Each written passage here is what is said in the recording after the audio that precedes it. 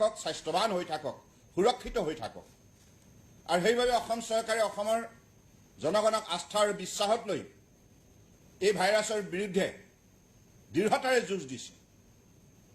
আৰু মই এই ভাইৰাছৰ বিৰুদ্ধে যুঁজ দিয়াৰ কামত সন্মুখৰ পৰা যিসকলে নিষ্ঠাৰে দায়িত্ব পালন কৰিছে তেখেতসকলৰ একোগৰাকী যোদ্ধা হিচাপে গণ্য কৰি আমি যেন জনসাধাৰণে তেখেতসকলৰ মনোবল বৃদ্ধি কৰা কামত সকলোৱে সমূহীয়াভাৱে আত্মনিয়োগ কৰোঁ, এই কথাও প্ৰতিগৰাকী আমি সজাগ সচেতন নাগৰিকে মনত ৰাখিব লাগিব।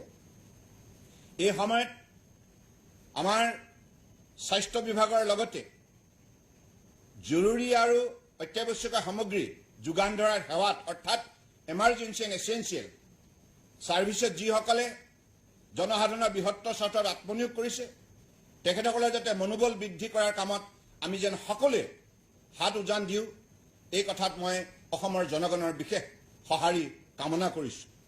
কাৰণ এই মুহূৰ্তত আমি এটি কথা মনত ৰাখিবই লাগিব, বিশেষকৈ আমাৰ এই যুঁজখনত চৰকাৰৰ এমাৰ্জেঞ্চি এণ্ড এছেঞ্চিয়েল ছাৰ্ভিচৰ লগত জড়িত বিভাগবিলাকৰ উপৰিও অসমৰ মাননীয় সাংবাদিক বন্ধুসকলেও গুৰুত্বপূৰ্ণ ভূমিকা পালন কৰি আহিছে। আৰু আপোনালোকে জনসাধাৰণৰ মাজত সজাগতা সৃষ্টি কৰাৰ কামত উল্লেখযোগ্য ভূমিকা গ্ৰহণ কৰিছে। তাৰ বাবে মই অসমৰ প্ৰতিগৰাকী সাংবাদিকক বিশেষভাৱে ধন্যবাদ জনাইছোঁ। আৰু আগন্তুক দিনতো মই আপোনালোকৰ এনে ভূমিকা কামনা কৰিছোঁ। আৰু এই সমস্যাৰ ভিতৰত আমি সকলোৱে মনত ৰাখিব লাগিব যাতে কোনো পৰিস্থিতিতেই আমি যাতে এই যুঁজৰ আত্মনিয়োগ কৰা যুঁজাৰুসকলৰ যাতে মনোবল ভাঙি নাযায় তাৰ বাবে সকলোৱে দৃষ্টি ৰাখিব লাগিব। কাৰণ যোদ্ধাসকলৰ মনোবল দৃঢ় হৈ থাকিলেহে আমি যুঁজত জয়ী হ'ব পাৰিম। গতিকে সেইবাবে মই আশা ৰাখিছোঁ অসমৰ জনগণে এইখিনি মানৱীয় দায়িত্ব নিষ্ঠাৰে আগন্তুক দিনত পালন কৰি যাব। আৰু লগতে মই এটি কথা আপোনালোককো আহ্বান জনাইছোঁ, সাংবাদিক বন্ধুসকল, মাননীয় প্ৰধানমন্ত্ৰী নৰেন্দ্ৰ মোদী ডাঙৰীয়াই সময়মতে লোৱা লকডাউন কাৰ্যসূচীৰ বাবেহে আজি ভাৰতবৰ্ষৰ জনগণ ৰক্ষা পৰিছে। এই কথা বিশ্বৰ মানৱ সমাজে স্বীকাৰ কৰিছে। আৰু সেইবাবে আজি অসমৰ 3,30,00,000 জনগণৰ তৰফৰ পৰা মই মাননীয় প্ৰধানমন্ত্ৰী ডাঙৰীয়াক তেখেতে সময়মতে লোৱা পদক্ষেপৰ বাবে আন্তৰিক ধন্যবাদ জনাইছোঁ।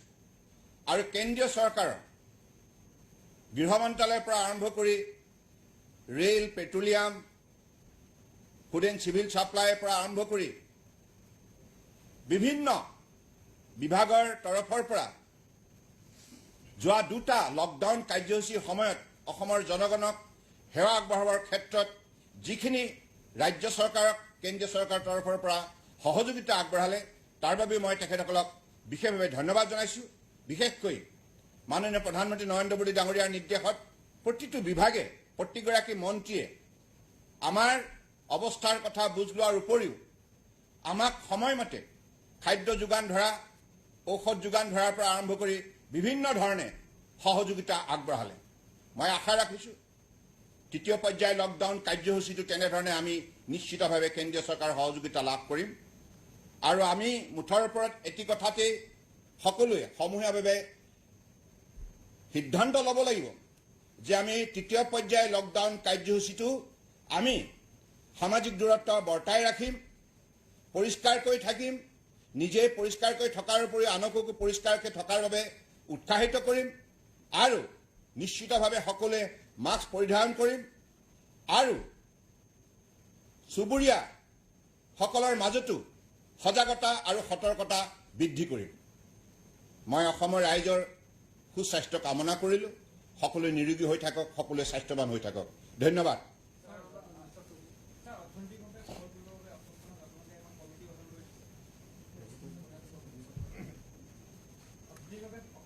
পুনৰ খবৰ কৰিবৰ বাবে কমিটি গঠন কৰিছে, কেনেকুৱা আপোনালোকে জানে যে কিছুদিনৰ আগতে অসমৰ কেইবাগৰাকীও বিশিষ্ট অৰ্থনীতিবিদৰ সৈতে আমি আলোচনাত মিলিত হৈছিলোঁ আৰু সেই আলোচনা কালত অৰ্থনীতিবিদসকলে আমাক পৰামৰ্শ দিছিল সেই পৰামৰ্শৰ ভিত্তিত টাস্ক ফোৰ্স গঠন কৰা হৈছে সুভাষ দা ডাঙৰীয়াক আমি অধ্যক্ষ হিচাপে লৈ কেইবাগৰাকী বিশিষ্ট অৰ্থনীতিবিদক আমি সেই কমিটিত সদস্য হিচাপে ৰাখিছোঁ আৰু আগন্তুক তেখেতসকলে জিলা মণ্ডল ব্লক পৰ্যায়লৈ কেনেধৰণে টাস্ক ফোৰ্স গঠন কৰি আমাৰ অৰ্থনৈতিক অৱস্থাটো টনকিয়াল কৰাৰ ক্ষেত্ৰত ৰাজ্য চৰকাৰে ল'বলগীয়া পদক্ষেপৰ সন্দৰ্ভত পৰামৰ্শ দিব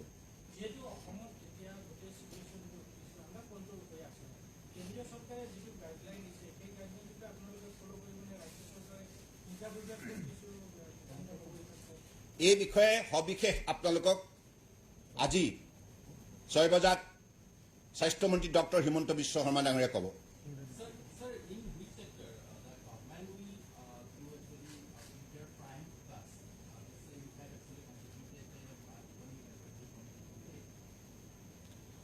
As you know, in that particular meeting, most of the respected economists extended a suggestion to strengthen our rural economy based on agriculture product.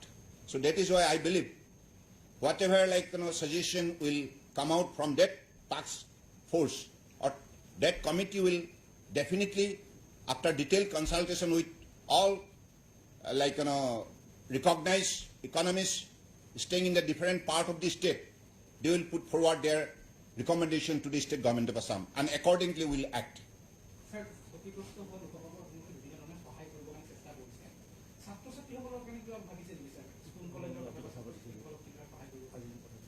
মই আজি দুপৰীয়া ভাগত অসমৰ 10খন বিশ্ববিদ্যালয় মাননীয় অধ্যাপক অধ্যাপিকাৰ সৈতে আলোচনাত মিলিত হৈছিলোঁ আৰু তেখেতসকলে গুৰুত্বপূৰ্ণ পৰামৰ্শ দিছে আৰু এই ক্ষেত্ৰত আমাৰ শিক্ষামন্ত্ৰী ডক্টৰ হিমন্ত বিশ্ব শৰ্মা ডাঙৰীয়াও উপাচাৰ্যসকলৰ সৈতে আৰু অসম কলেজ শিক্ষক সন্থাৰ সৈতে আলোচনাত মিলিত হৈছে আমি আমাৰ ৰাজ্যখনৰ শিক্ষয়িত্ৰীসকলৰ লগত আলাপ আলোচনা কৰি তেখেতসকলে আগবঢ়োৱা পৰামৰ্শ অনুযায়ী ছাত্ৰ ছাত্ৰীসকলে যাতে শিক্ষাবৰ্ষ হেৰুৱাব নালাগে ইয়াৰ প্ৰতি লক্ষ্য ৰাখি তেখেতসকলক শিক্ষাদান কৰাৰ কামত আমি আত্মনিয়োগ কৰিম অতি শীঘ্ৰে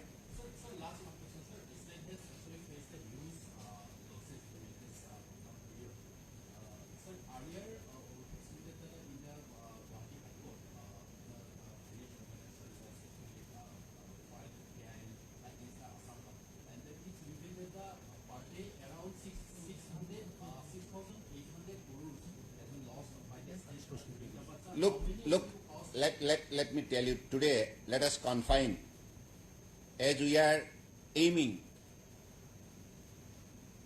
to make success the first phase of lockdown program. And during that period, I sincerely appeal to all sections of society in the state of Assam, every individual to strictly maintain social distancing. That principle of social distancing will definitely protect us from the infection of coronavirus. So I believe if, as observed in the earlier 2 phases, all the people in the state strictly observe social distancing by maintaining all kind of discipline, I believe every individual in the state of Assam will get full protection. So that is the prime objective of our government, and it is possible only with the help of the people of the state. Thank you.